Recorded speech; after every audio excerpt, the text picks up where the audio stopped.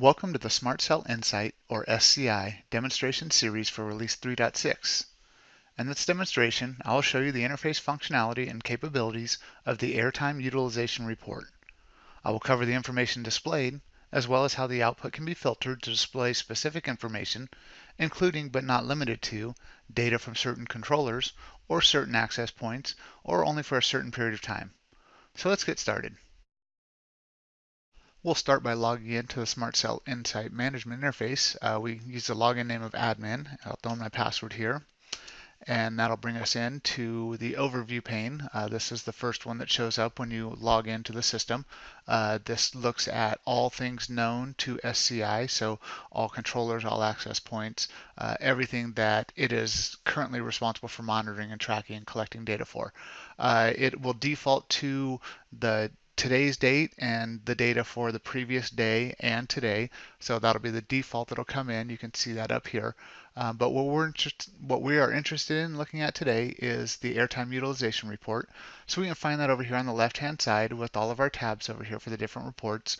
But we're going to Airtime Utilization, so let's go ahead and bring that up.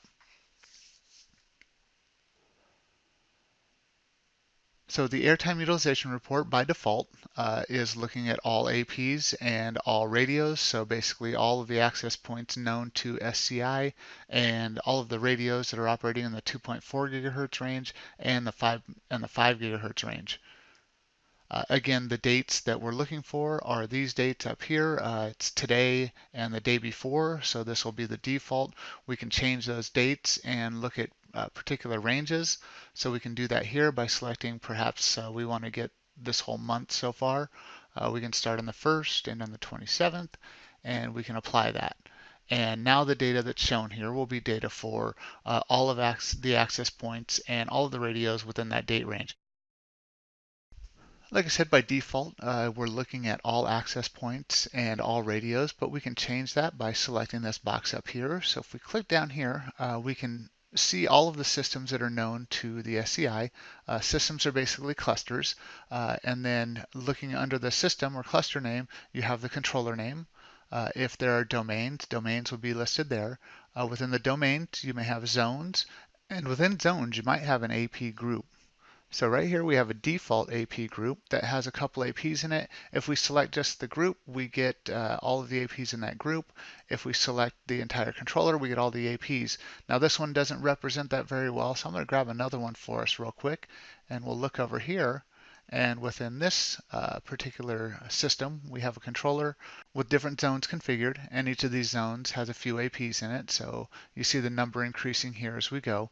So 36, 41, this one has another AP in it, and we click on this one, and now we're up to 46 APs. So we could filter our output to only see devices within one of these particular zones. So let's go ahead and save this and filter it based just on this, this one site over here, this one system. And the data comes back a little bit quicker because it's not collecting data for everything that's known in the network. So what we can see here is we see the airtime utilization. First, we get the overview pane. On the overview pane, we see the airtime utilization for the 2.4 gigahertz channels and the 5 gigahertz channels. So utilization is pretty low on this network. 16.38% airtime is used for all of the APs that are in this system, and only 0.32% for the 5 gigahertz. As we look through this, we can see the top 10 APs for airtime utilization. These are listed in order from the ones that are utilizing the most airtime, or basically seeing the most air usage in their area, whether it be from other APs, different Wi-Fi devices, or anything else out there. So we're seeing the ones that are basically the most active and most talking on the air in the time frame that we're looking at. So again, we're looking at this whole month. So over the course of this month, this one's been the most highly utilized. If we start changing those ranges and those dates, we might see that it was really used over one period of time. And if we looked at over a week, this last week might not have been very highly utilized, and we might see another on that list. So it's important to remember that this date range that we specify up top is where all the data we're getting. So these rankings are all based solely on that range.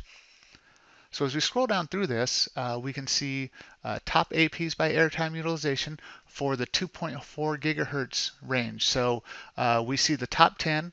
They list the APs names. If we click on these APs, it'll take us to the AP details page over here.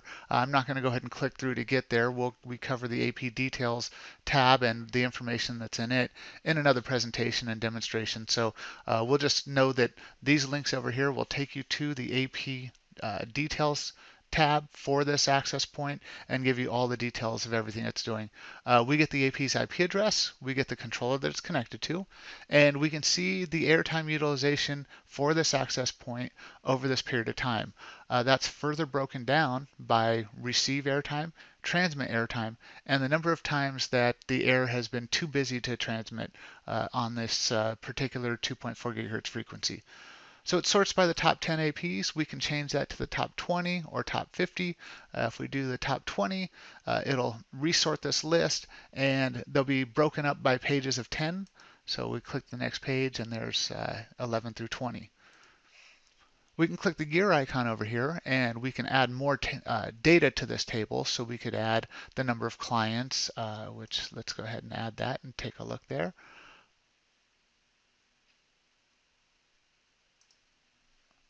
And save, and now we see how many clients we've had over the course of this period we're tracking. So 525 clients, which is a lot more than all the others, which might explain why it's the busiest and has the most airtime utilization.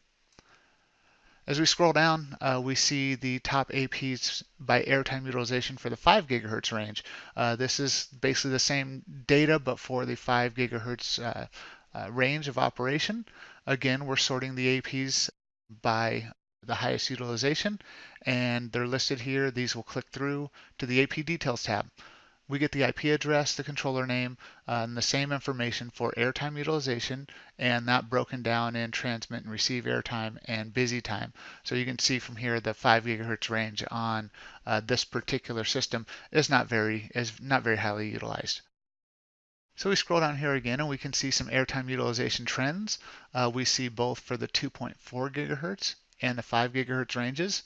And as we mouse over these, we can see over each particular hour, and that's what it's doing. It's doing by hour up here. We can change this to day to level out the data a little bit and make it a little less busy on our report, or we can do it by the week. Since we're looking at this month, we can do it by the hour, and as we scroll through here, you can see the hour changing and the statistics for that hour. Now, as you click over here, we can uncheck or check these boxes to show which data we're going to display in this table. So we can eliminate the busy, we can eliminate the transmit utilization, and now we're only seeing the overall airtime utilization and receive. And you can see from this that receive utilization is the most active of all the utilization for the air. You know, this kind of information could be useful for you for tracking trends throughout your network, maybe looking at specific times or specific events and seeing how things played out during the course of those events. So as with all these, if you fill this box in, the data will be displayed on the table. If it's empty or white inside, and you won't have the data displayed, so we'll go ahead and put that back in. And then we can see idle time. Notice that the network is idle for most of the time up here, and it shrinks down all of the other data.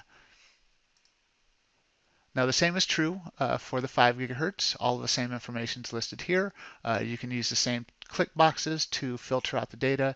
You see a few more spikiness, a little bit more spikiness here, and that could be something you might be interested in taking a look at. Again, I said we can change this and level this out a little bit. We can look at these statistics by day instead of by hour, and it'll redraw that. And look at the line gets a little bit cleaner because you're not looking at hour by hour statistics for each of these. You're looking at day by day.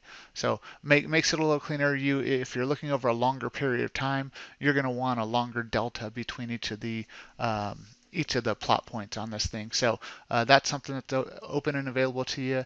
We'll set it back to an hour and let that redraw its map. Now as we continue down through here, we see airtime utilization over time. So what we get here is an hour by hour breakdown of airtime utilization in a table format. So we get basically the same data we were seeing before. and starting from the first day of the range at midnight or 0 hour, we get to see the utilization for each hour on the 2.4 and the 5 gigahertz range, and we see the same data we showed up above, where we see it broken down by receive utilization, transmit utilization, and busy time for both of those frequencies. So in this, you get, because we looked at a good chunk of time range, we can go through here and continue through and see more time through the dates that we've selected. We can use the drop down here. If we want to get to a certain date range, we might want to get to the 7th really quickly. So we can do that here. And again, full breakdown of everything you need to see. Now this table, by default, is sorted by the same time as up here, but we can change this one individually. So let's say we only wanted to look at the 18th and the 19th. We can apply that here. We'll update just this table. It doesn't update all of the data up here. It really only updates this airtime utilization over time report for us down here at the bottom. And we can see what was going on here over the course of the 18th and 19th of April 2018. Now, like with all of our reports, you have the ability to apply some saved filters here to create a collection of data that you commonly collect for this report. You might look at every month individually. You can have a save filter that breaks this down by hours and certain date range and what data you want to collect. You can do that here. You can create a new filter and create that here with this button and create a new filter, and you can define that. Or you can go to a saved one if there are any, and you can run those saved filters. It's best to name them something that is clear to you so that you understand what that is before you run it. And of course, all of these can be downloaded. So you can download these filters. You can download this report, sorry, as a CSV, a comma separated value file that allows you to manipulate the data again in some external application. So you might save a monthly report and save that to a CSV and have the ability to then go ahead and sort through that data and do a lot of different pivot tables and whatnot to try to make that data more useful to you.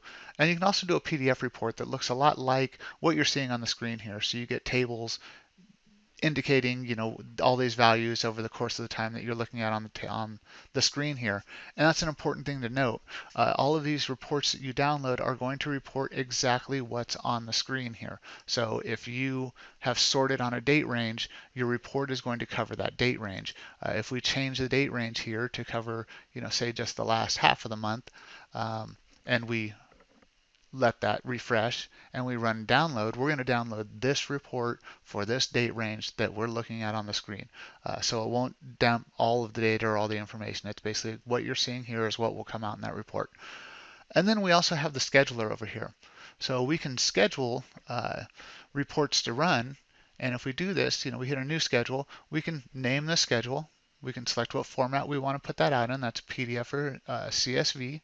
And we can repeat this. So we can repeat it daily, weekly, monthly, quarterly, and yearly.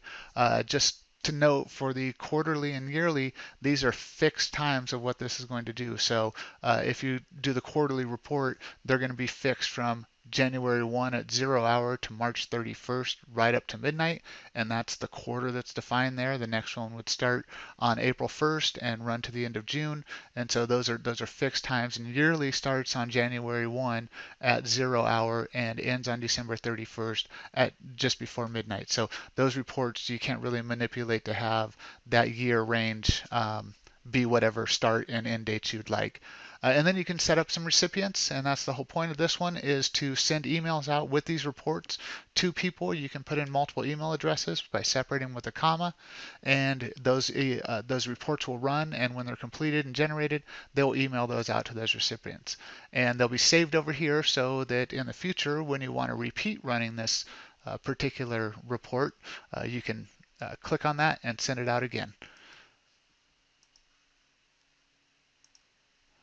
So that's our overview and demonstration of the Airtime Utilization Report. This gives us a lot of good information about how active the area is around our network. Hopefully this demonstration was helpful for you, and you'll come back for more demonstrations in the future. Thank you.